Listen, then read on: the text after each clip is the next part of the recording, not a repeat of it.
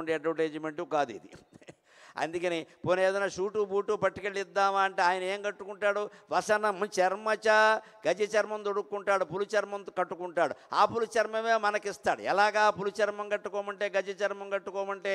బహుశా నాకు పెద్ద అనుమానం ఏంటంటే మన కుర్రాళ్ళు వేస్తూ ఉంటారు జీన్స్ ప్యాంట్, అది ఏనుగుతో లేనండి, అనుమానం ఏం లేదు. ఇంకా అంత లావుగా ఏది ఉండదు, ఎంత ఉతికినా దానికి మాసింది పోదు, వాషింగ్ మెషిన్లో వేస్తే మిషన్ అరిగిపోతుంది. అందుకని శివుడు కట్టేటువంటి గజ చర్మాన్నే మన వాళ్ళు కాస్త కుట్టించుకుని ఈ జీన్స్ ప్యాంట్ కింద తొడుగుతున్నారు. అందుకని ఏ కుర్రాడు అమ్మాయి మీకు జీన్స్ ప్యాంటుతో కనపడినా నమ శివాయ అని నమస్కారం పెట్టుకోండి, పుణ్యం వస్తుంది హాయిగానం.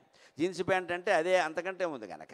అందుకని గజ చర్మం పులి చర్మం ఉన్నాయి, అవి మాకిస్తావు, మాకెలా పనికొస్తే? మాకు కూడా నువ్వు అన్నం పెట్టలేవు, విషం తప్ప, ఆభరణం ఇవ్వలేవు, పాములు తప్ప, పోనీ గజ చర్మం మంచి వస్త్రాలు ఇవ్వలేవు, గజ చర్మం తప్ప. వాహనం మోక్షక, పోనీ ఈవేళ మనందరికీ హైదరాబాదులో ఉన్న మీ అందరికీ ముఖ్యంగా కార్లు కావాలి. ఒక్కో అపార్ట్మెంట్కి ఈ మధ్య ఒక పార్కింగ్ కాదు, 2 పార్కింగ్లు పెడుతున్నారు. ఎందుకంటే భార్యాభర్త కూడా ఒక కారులో వెళ్ళరు అని బాగా తెలుసు అందరికీ. ఆవిడకో కారు, ఈయనకో కారు, ఎవరి కారు వారు, వీరి దారి వారిది, వారి దారి వీరిది.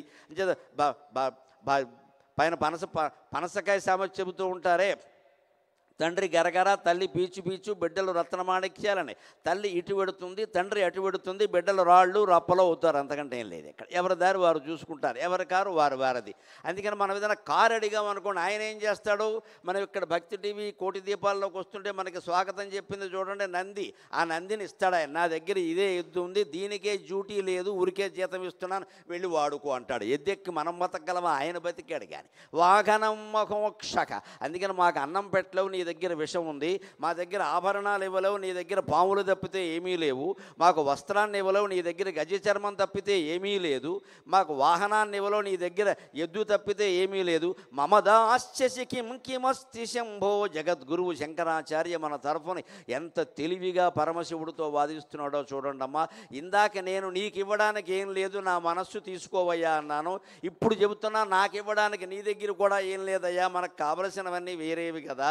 అందుకని ఓ పని చేయి, తవ పాదాంబుజ భక్తిమేవ దేహి, ఇందాక నా మనస్సు నీకు ఇచ్చాను కదా, అందులో బూరెలో పూర్ణం పెట్టి ఇచ్చినట్టుగా, బొబ్బట్లో